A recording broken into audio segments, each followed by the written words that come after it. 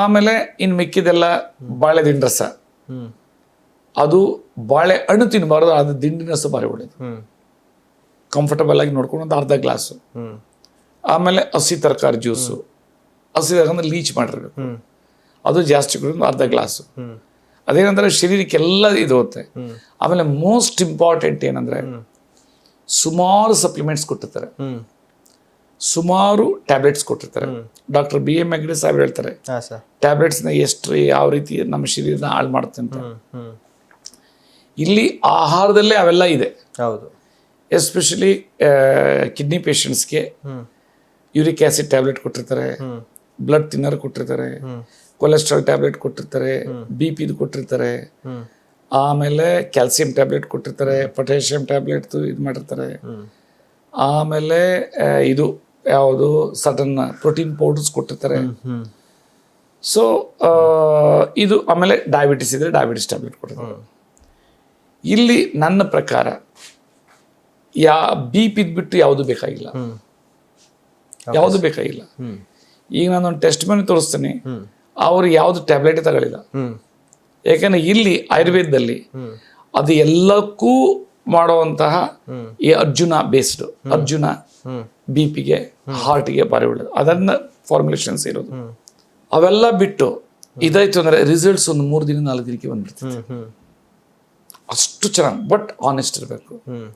ಇವತ್ತು ಬೆಳಗ್ಗೆ ಈಗ ಶೂಟಿಂಗ್ ಬರೋದ್ರ ಮುಂಚೆ ಒಂದು ತಮಾಷೆ ಹೇಳ್ತೀನಿ. ಒಬ್ರದ್ದು ಡಯಾಲಿಸಿಸ್ ಇಂದ ಬಿಟ್ಟಿದ್ರು, ಓಕೆ, ಒಂದು ಇದು ಏನು ಚೆನ್ನಾಗಿದ್ದೀನಿ ಅಂತ, ಮತ್ತೆ ಬಾಯಿ ಸರಿ ಇಲ್ಲ, ಸಡನ್ ಆಗಿ ಏನೋ ತಿಂದಿದ್ದಾರೆ, ಮತ್ತೆ ಕಾಲು ಉತ್ಕೊಂಡಾಯ್ತು, ಮತ್ತೆ ಅಫ್ಕೋರ್ಸ್ ಮತ್ತೆ ಅದೆಲ್ಲ ಹೇಳಿದ್ದಾರೆ.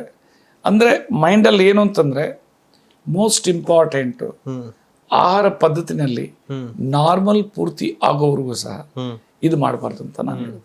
ಕಾಂಪ್ರಮೈಸ್ ಆಗಬಾರ್ದು, ಆಗಬಾರ್ದು.